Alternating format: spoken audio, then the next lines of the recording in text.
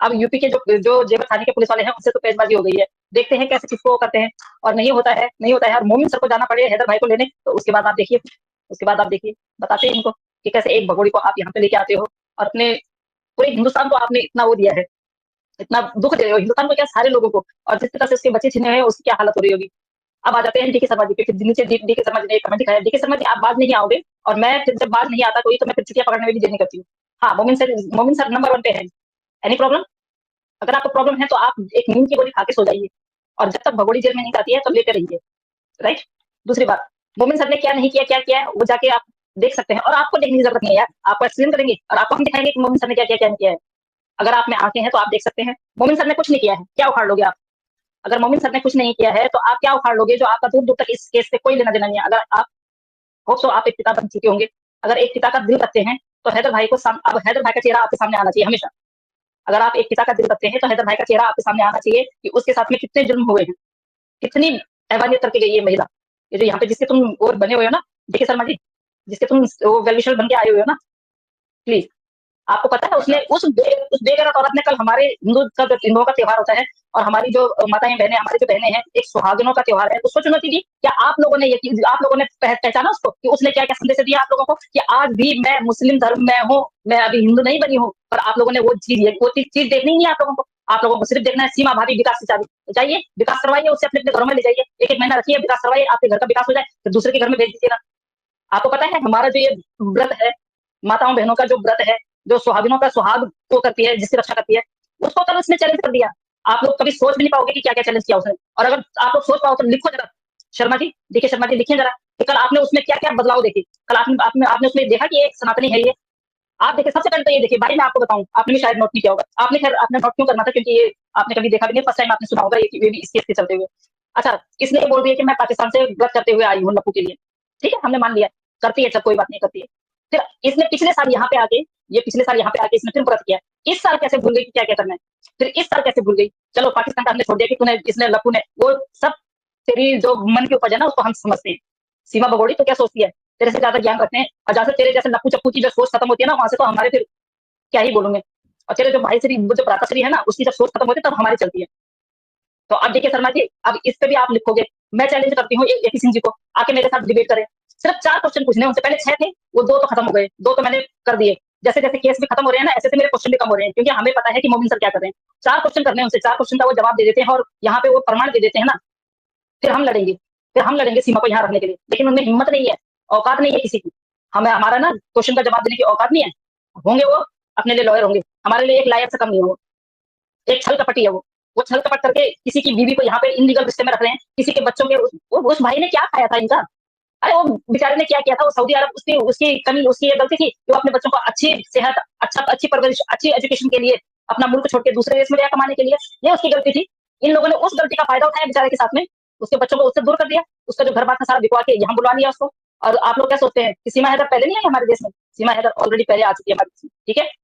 हाँ, तो थोड़ा सा कान मान खुला करके रखिए, क्योंकि उसने कल हमारे जो ये हमारे हिंदू, उसका जो व्रत था ना, उसको उसने चुनौती दी। उसने बोला लो क्या बिगाड़ लोगे, मैं हूँ पाकिस्तानी, मैंने हाथ में गजरे पहन रखे। हमारे हाथ में कौन गजरे पहनता है भाई? बोलो, लिखो, जिसको पता है तो लिखो। आप लोगों को भी पता है अच्छी तरह गजरे कहाँ पहने जाते हैं। और उसने खुद बोला है उसमें कि पाकिस्तान, उसने किसने बोला है कि पाकिस्तान में जो है वो महिलाएं जो हाथ में पहनती हैं उसको, उसने बोल दिया। दूसरी बात, आप लोगों को ये बताऊं, उस पूजा में वो बाहर क्यों बनाया था? सिर्फ और सिर्फ सीमा हैदर के लिए, क्योंकि वो अभी तक हिंदू हिंदू धर्म ग्रहण नहीं कर पाई है भाई। वो हिंदू हिंदू समाज में सही से नहीं जुड़ पाई है। और जब तक वो हिंदू समाज में सही से नहीं जुड़ेगी ना, अब आके लगाएंगे, आप बोलेंगे कि मैं क्या बोल रही हूँ। मैं इसलिए बोल रही हूँ क्योंकि पिछले साल उसने व्रत किया था, पिछले साल को उसको पता नहीं है कि कैसे कैसे व्रत होता है, क्या क्या करना पड़ता है इसमें। दूसरा, उनका मंदिर कहाँ बना हुआ था, आप ये देखिए मंदिर कहाँ बना हुआ था। अब जब वो लास्ट में आप देखेंगे कि ये उठ के वहां जाते हैं, मंदिर, एक्चुअल मंदिर जो था ना, जिसमें इन्होंने एक्चुअल जो पूजा की, जिसमें इन्होंने सच में पूजा की, वो मंदिर सचिन की माँ के कमरे में था, जो कि ये अंदर भी नहीं जाती है, दरवाजे से नमस्कार करती है और माथा टेकती है। समझे ना, हम ये चीजें पकड़ते हैं। हम असली हिंदुस्तानी है भाई। हम उस औरत पे इसलिए नजर रखते हैं कि क्योंकि ये हमारे हिंदुस्तान के जितने भी सारे त्योहार है ना, सबको खराब कर रही है। और अभी तो दिवाली आई ही नहीं है, आज पहला धमाका आपने देख लिया होगा। रखो सीमा को अपने घर, मैं तो कह रही जब तक त्योहार खत्म नहीं होते अपने घर में उसको बांध के रखो, ऐसे खुला मत छोड़िए उसको। रोहिणी का आपने सुना होगा, रोहिणी के स्कूल में आज सुबह सुबह धमाका हो गया। नहीं सुना है तो देख लीजिएगा, न्यूज में देख लीजिएगा। जो इस केस में बने रहना चाहता है और जो ये चाहता है कि भाई हमें, आप लोगों को ये लग रहा है कि यहाँ पे आपको सही नहीं बताया जा रहा है, तो जाके आप अंसार बर्नी जी से बात करें। अंसार बर्नी जी आप लोगों को अच्छी तरह बता देंगे। तो अंसार बर्नी जी अगर आपसे बात करते हैं तो वो आपको बता देंगे कि मोहम्मद सर ने क्या कर दिया, क्या नहीं कर दिया इस चीज़ की रिगार्डिंग। तो बिल्कुल घबराने की ज़रूरत नहीं है। दूसरा आजकल इसके प्रेगनेंसी को लेके बड़ा शोषा छोड़ा जा रहा है, तो मुझे नहीं लगता कि ये प्रेग्नेंट है। बहुत सारे लोग कह रहे हैं कि हमारे पास रिपोर्ट्स हैं, ये हैं। तो भाई मुझे नंबर दो ना, जिसने आपको रिपोर्ट्स दी हैं, जिसने आपके पास ये खबरें लाई हैं, मुझे नंबर दो। मैं तो दिल्ली में रहती हूँ, मेरे को 1 डेढ़ घंटा लगेगा वहाँ जाने में। मैं जाती हूँ, मैं डॉक्टर से मिलती हूँ, मैं पता करती हूँ, दो ना मुझे। और जो भी लोग ये घबरा रहे हैं कि ये अगर प्रेग्नेंट है और इसका बेबी हो जाएगा, उससे कोई फ़र्क नहीं पड़ने वाला किसी से, कोई फ़र्क नहीं पड़ने वाला। केस ऐसे ही चलेगा। पहले तो ये प्रेग्नेंट नहीं है, और प्रेग्नेंट हो भी जाती है, और वैसे तो ये वैसे नहीं कर सकती कुछ भी। और आईवीएफ द्वारा जैसे अंकित भैया हैं, हमारे छोटे भाई हैं, उन्होंने पता लगाया तो उन्होंने बोला दीदी आईवीएफ द्वारा ये कर रही है कुछ एक नोएडा के हॉस्पिटल में, अगर वहां से भी ये कर रही है तो उसका भी पता चल जाएगा। हमें कोई लेना देना नहीं, ना वो बच्चा पाकिस्तान का होगा, ना वो बच्चा हिंदुस्तान का होगा। पर वही है ना, सबसे बड़ी बात यह है कि ये बेगैरत औरत तब भी उस बच्चे को बर्बाद करने के लिए उस बच्चे को पैदा करेगी। आप ही लगा लीजिए, जिस औरत को ये पता ही नहीं है कि मैंने अभी बाहर भी रहना है, या मैंने कस्टडी में रहना है, या मैंने पाकिस्तान डिपोर्ट होना है, जिस औरत को यही नहीं पता है, वो औरत बच्चे को एक बच्चे उस बच्चे ने क्या बिगाड़ा है बताइए। और ये सोच किसकी है? ये इसकी जो भ्राताश्री है ना, उनकी सोच है। इतने गंदे ख्यालात में इनके भ्राताश्री को ही आ सकते हैं। और भ्राताश्री सो कॉल जो है वो आपको पता ही है, उसके शकुनी का काम करते हैं। फेंका पासा और बोला सीमा ये आदेश है, ये किया जाए, और सीमा बच्चा पैदा करने लग गई वहां। बताइए आईवीएफ में पता कितना कॉस्टली है वो, कितना कॉस्टली है वो, क्यों खर्च कर रहे हैं मुझे समझ में नहीं आ रहा। जब इसको पता है कि भैया अभी तो मेरे सर पे तलवार लटकी पड़ी है, उस बच्चे का क्या कसूर है भाई जिस बच्चे को तुम यहाँ ला रहे हो। पहले तो मैं आप लोगों को बता दूं कि ऐसा कुछ नहीं है, जहां तक हमें पता है इसके बारे में। तो ये बच्चा है, एनीवे जो भी है, अभी हम इसके लिए भी पूरी तरह नहीं बोल सकते जब तक मेरे पास उस व्यक्ति का नंबर ना आए जो व्यक्ति ये शोषा छोड़ रहा है। तो बच्चा कुछ भी हो जाए, लोग बहुत सारे डर रहे हैं कि इसका बच्चा हो जाएगा, ये इसको जेल नहीं होगी, इसको जेल होगी। और पहले तो मेरे को नहीं लगता है, जब मैंने बोला है कि जिस व्यक्ति ने ये शोषा फेंका है, और हाँ ये ड्रामाबाजी कर रही है, और जिस तरह से ये एक दिन इसका पेट ज्यादा दिखाई देता है, दूसरे दिन कम दिखाई देता है, तो ये क्या बेवकूफ समझ रही है लोगों को। और एक इसकी जो वीडियो वायरल हो रही है, जहाँ पे लप्पू उसको कह रहा है कि भाई तूने पेट में कुछ नहीं बांध रखा है, तू ऐसे बैठ गई है, और बड़े उससे ये बिल्कुल बेफिक्र होकर वहां पे हंसी में टाल देती है। उसके बाद जाके ये चुन्नी उन्नी वैसे लेती है। तो इस औरत ने तो एक वीडियो अपनी डिलीट कर दी कि भाई लोगों ने देख ली होगी। अरे भाई हमने देख ली है, हमने स्क्रीनशॉट ले लिया है तेरा, बात अलग है हमने डाउनलोड नहीं किया वो, और हमें मतलब भी नहीं है इसकी वीडियो डाउनलोड करने का। एक इसकी पड़ी हुई है उस पे, और कई बार ऐसे काम कर चुकी है। बेगैरत जब तू झुकती है ना, तेरे को पता होना चाहिए कि एक अगर तू इतना बड़ा पेट दिखा रही है, तो ये 5-6 महीने से कम का पेट दिखा रही है, तो तू ऐसे ही झुक जाती है नीचे, ऐसे ही झुक जाती है।